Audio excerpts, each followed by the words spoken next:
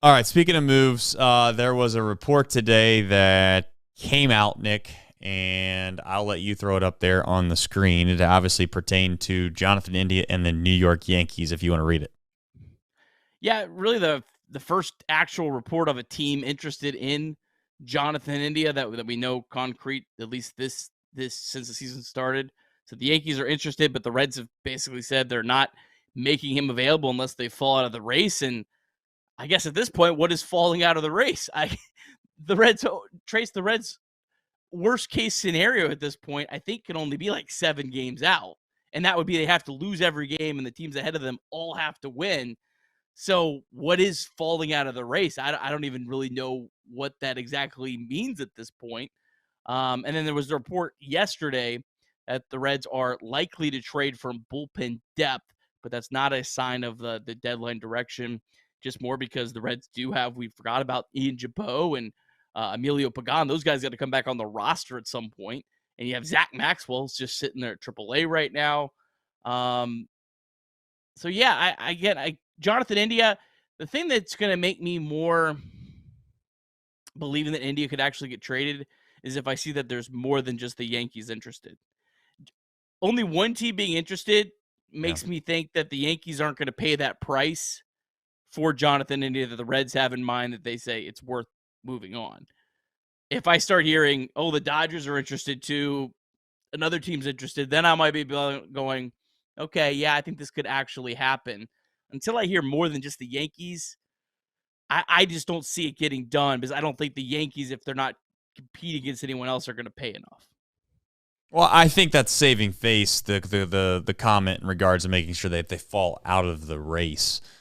It all comes down to what they're going to get in return. And I don't mean to beat a dead horse, but if the Yankees were to go out and give up some top prospect for Jonathan India, it doesn't matter if they're in the race or not. The Reds are going to pull the trigger on it. It all comes down to how desperate do the Yankees get. And a little bit, I think that there's a sliver of truth behind what happens over the next few days, right? I mean, let's face it. If Jonathan India gets red hot again, it's 4 home runs over the next 5 games, and the Reds win 5 games in a row. You can't trade Jonathan India, and I hate to say it like that, but that's kind of where you're at.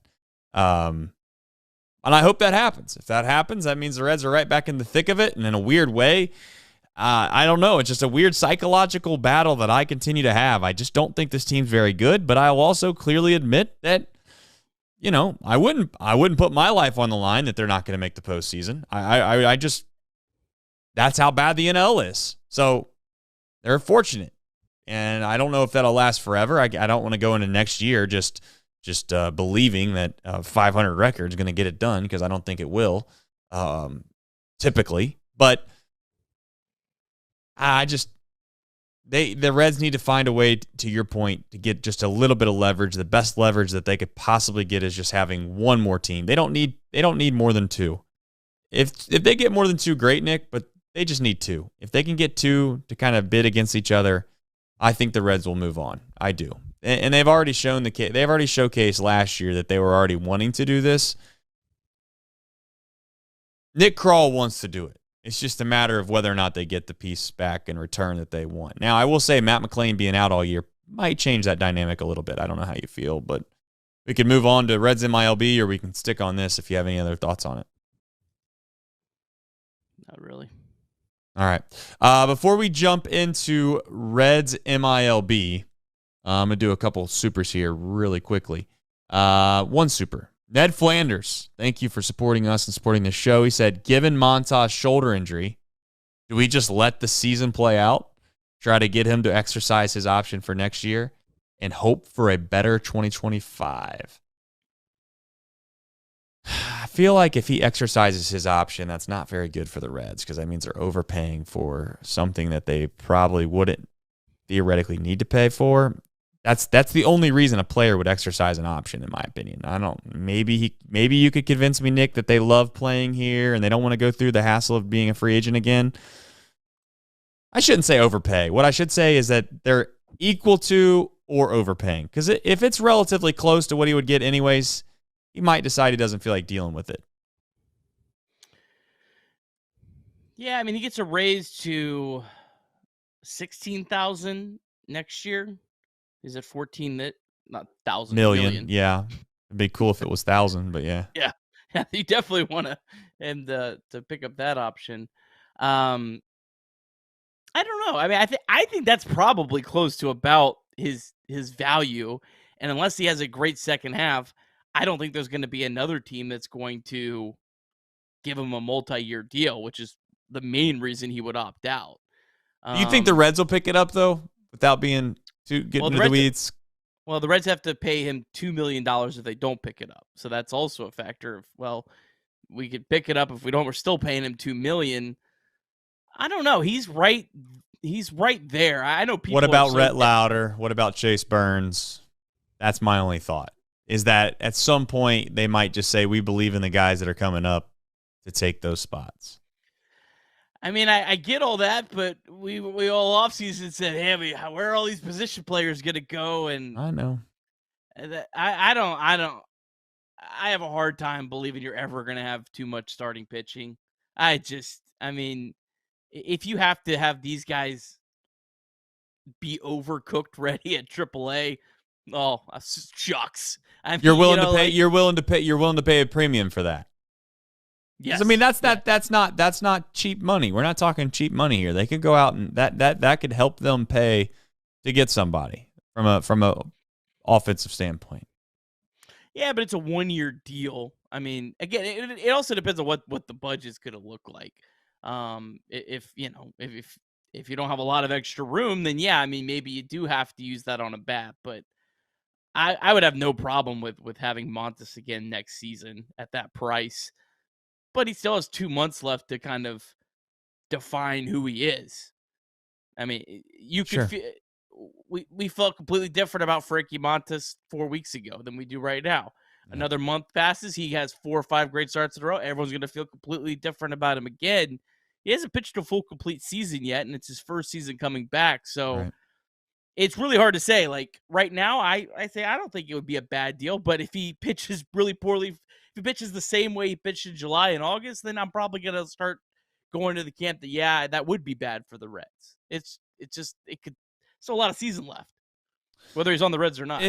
Yeah, I'm just saying that the money that you would obviously save, if you want to call it that, could be put to better use if Chase Burns and Rhett Lauder are Major League ready next season. And Chase Burns is Major League ready. I don't. Maybe I'm overhyping him, but he's Major League ready right now. Like, I think you could. I mean, outside the idea of burning his arm up and doing something that you can't do, but point is I think you could take Chase Burns from a talent level and put him on this Reds pitching staff in some capacity right now, and he would stick. Period. So if we run through it right now, the Reds rotation. Yeah. Let's say Lauder and Burns both make enough improvements that they have to be in the starting rotation. You have Green, Lodolo, Abbott, and those 5. I mean, we have Brandon Williamson. He hasn't pitched all year. I don't really know what Brandon Williamson is. Carson Spires, I love what he's done this year, but I'm not gonna plant my fork. This guy has to be in the rotation. He can move to the bullpen. He can be AAA depth. Certainly, I'm not going to plant my flag on Graham Ashcraft. That's 5 pitchers, Trace. I know, but you're also one of those 5 is going to get hurt too. Those 5 are not all going to be healthy. You're also forgetting a couple guys in AAA that are not good right now, but we could also argue they have the ability to bounce back and throw in the major leagues. Who's that? Well, I mean, Connor Phillips could possibly bounce back. He hasn't pitched in 2 months. Well, he could bounce back.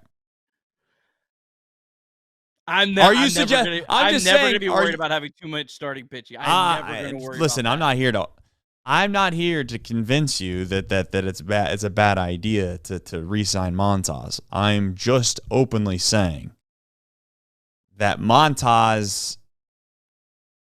We'll see what happens by the end of the year. I'll have a strong opinion at the end of the season on Montas, one way or the other, because this guy hasn't really done it for a couple seasons as is, and he was clearly hurt last year. I get that, but that's part of it. And he hasn't missed a ton of time this year, but he's missed some. We'll see how healthy he is by the end of the year. and we'll see how he is capable of pitching towards the end of the season. And on top of that, usually pitchers don't get better as they age. I'll leave it at that. Usually, unless you're Justin Verlander. I agree. I would have no interest whatsoever in signing Montes for a multi-year deal, but it's hard to find pitchers that are willing to do a 1-year deal at Great American Ballpark. Right. That is a that's what. But again, we need to see more out of Frankie Montes before you go one way or the other, and it could completely go one way or the other. Wouldn't surprise me either way. If Frankie Montes had a great August, wouldn't surprise me. Frankie Montes falls off a cliff in August, wouldn't surprise me. He's the kind of pitcher that you just don't know enough about at this point. Fair enough. He's the Will Benson of pitching.